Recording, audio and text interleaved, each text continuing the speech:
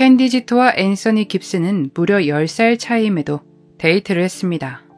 나이 차이가 나도 데이트는 할 수가 있죠. 그런데 캔디만 성인이었다는 게 문제죠. 그치만 딱 한 번의 데이트뿐이었고 그들은 만나지 않았습니다. 제정신인 성인이라면 당연한 이야기인데 아니 제정신이면 데이트도 하지 않았겠죠. 아무튼 본인 주장으로는 그 뒤로는 만나지 않았다고 합니다. 캔디 지토는 1984년에 태어나 엘라베마주 첼시에서 자랐습니다. 그녀의 집은 꽤 잘 살았고 그녀의 남매들은 본인이 원하는 자리에서 성과를 냈죠. 성적도 좋고 스포츠도 잘하고. 그렇지만 캔디는 다른 형제들보단 좋지 못했던가 봅니다. 캔디는 일찍 결혼을 했고 영원할 줄 알았으나 그리 오래가지 않고 두 사람은 이혼을 하게 됩니다. 그리고 그 뒤에 엘라베마주 리즈로 이사해왔고 1994년생 앤서니 깁슨을 만나게 됩니다. 앤서니는 엘라베마주 하퍼스빌에서 자랐고 아버지가 앤서니를 키웠죠. 앤서니는 음악을 굉장히 잘하기도 하고 좋아했죠. 인기도 많았습니다. 정말 많은 사람들을 알고 있었고 그들은 그가 굉장히 활발한 사람이었기에 2015년 7월 2일 잠잠한 그를 이상하다 여겼습니다. 7월 5일 오후 시간 리즈의 시골 지역을 사륜차로 이동하던 부부가 모닥불을 피웠던 것 같은 곳을 발견해 다가갔다가 사람이 숨져있는 것을 발견합니다. 그는 심각한 화상을 입은 상태였죠. 경찰은 그의 지문을 채취해 신원 검색을 하였고 앤서니 깁슨이라는 것을 알아냅니다. 검사 결과에서 대퇴골이 부러지고 심한 출혈이 있었으며 그게 숨을 거두게 된 원인이었을 것이라고 확인됐습니다. 다시 7월 2일로 돌아가서 앤서니는 당시 할머니와 함께 살고 있었죠. 그는 집을 나서기 전에 할머니에게 차를 좀 빌려달라고 했고 할머니는 그것이 그를 본 마지막 모습이 됩니다. 다음날 아침 할머니는 앤서니의 방을 확인했는데 앤서니가 집에 돌아오지 않은 듯 보여 경찰에 신고를 넣으려고 하지만 아직은 신고할 수 있는 시간이 되지 않았기에 불가했죠. 앤서니의 폰은 할머니의 이름으로 등록이 되어 있어서 그의 전화 기록을 확인할 수 있었는데 그를 본 마지막 날 연락이 됐던 2개의 번호를 찾아냈습니다. 오후 6시 30분 앤서니가 캔디에게 전화를 건 흔적이었죠. 그리고 다른 한 통은 오후 8시 현재 여자친구인 제시카 어인으로부터 걸려온 전화였죠. 그의 사건을 맡은 형사는 두 사람을 확인하는데 캔디는 자신은 앤서니와 헤어지고 나서 만난 적이 없다 라고 했고 제시카는 그날 앤서니와 만나기로 되어 있었지만 그가 나타나지 않았다고 전합니다. 7월 9일 경찰에 한 제보가 들어옵니다. 지역에서 나쁜 약을 판매하는 레인 로얼이라는 사람이 앤서니의 사건과 연관되어 있을지 모른다는 신고였죠. 조사하다 보니 이 남성이 캔디 지토의 남자친구라는 것을 알게 됐고 경찰은 캔디에게 연락을 합니다. 근데 당시 캔디는 경찰에게 협조하는 것을 그닥 내켜하지 않았다고 하네요. 그럼에도 경찰은 그녀를 만나기 위해 기록에 남은 그녀의 마지막 집 주소인 부모님 집으로 갔는데 그곳에서 캔디의 오빠 제인을 만납니다. 그는 부모님이 지금 안 계셔서 잠시 집을 맡고 있다 라고 전해왔죠.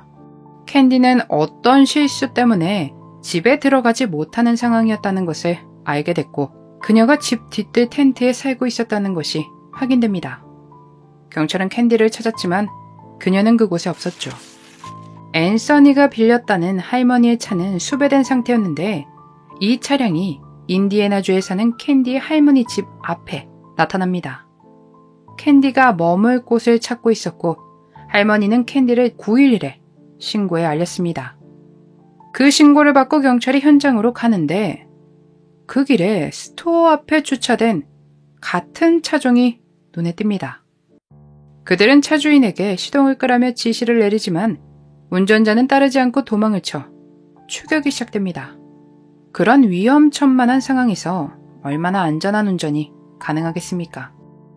운전자는 얼마 안 가 나무를 받게 됐고 경찰은 차 안에서 30살 캔디 지토와 26살의 사촌 코리 지토를 체포합니다.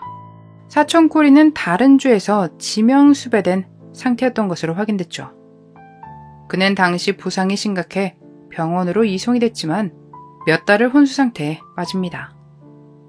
수거된 차량을 조사하다 트렁크에서 혈흔 자국을 발견했고 그것을 채취해 DNA 검사를 하는데 앤서니와 일치한다는 결과가 나옵니다. 또 압수된 캔디의 폰도 검사하는데 폰의 GPS는 캔디가 앤서니가 발견됐던 곳 주변에 있었다는 것을 가리키고 있었으며 문자 메시지는 그녀와 그가 연락을 주고받은 것이 남아있었습니다. 캔디는 그에게 피자를 가져다 달라는 부탁을 했고 앤서니는 캔디에게 옷이 많이 부족한 사진들과 좋은 시간 한번 가져보자는 문자를 보냈죠. 또 충격적인 사진이 발견되는데 사진첩에는 사촌 코리가 무기를 들고 있는 사진과 그녀와 사촌과의 부적절한 사진들이 남겨져 있었습니다. 2015년 8월 경찰은 감옥에 찾아가 캔디와 대화를 나눴습니다. 그녀에 따르면 7월 2일 앤서니와 만났는데 그가 공격적으로 변했다고 합니다. 그런 상황에서 소리를 듣고 코리가 앤서니와 맞서게 됐고 자신은 텐트로 숨었는데 그리고 얼마 뒤 총성이 들렸고 잠시간 숨을 죽였던 캔디가 텐트 밖으로 나왔을 땐 앤서니가 없어진 뒤였으며 코리가 그녀에게 앤서니는 떠났다고 말해주었다고 경찰에게 전했습니다. 그녀를 신문하고 얼마 뒤 경찰에게 캔디의 감방 동료가 연락을 해옵니다. 캔디가 앤서니에게 강도짓을 했고 그를 해했다는 사실을 자백했다며 말입니다. 캔디와 앤서니가 불같은 시간을 가질 때 숨어있던 코리가 나타나 돈과 여러 것들을 가져가려 했다는 계획이었다고 합니다. 2015년 9월 코리가 혼수 상태에서 깨어났지만 기억을 잃어 이야기할 것이 없었죠. 그러나 이미 DNA 증거도 있고 그들을 사건과 연결시키는 것은 어렵지 않았습니다. 2016년 2월 캔디와 코리 지코는 앤서니의 사건으로 기소되었고 자신들이 앤서니를 해했다는 혐의를 인정하며 20년의 징역형을 선고받았습니다.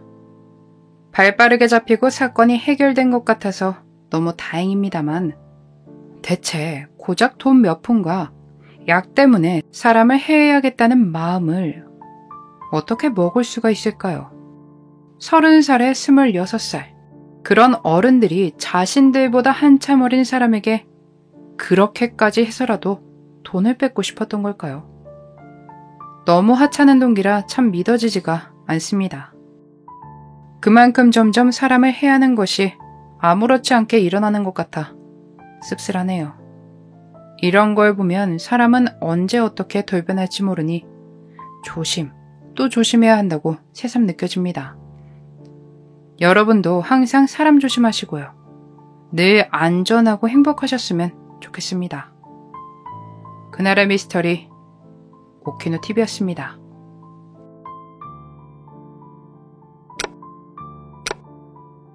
마지막까지 시청해주셔서 감사합니다.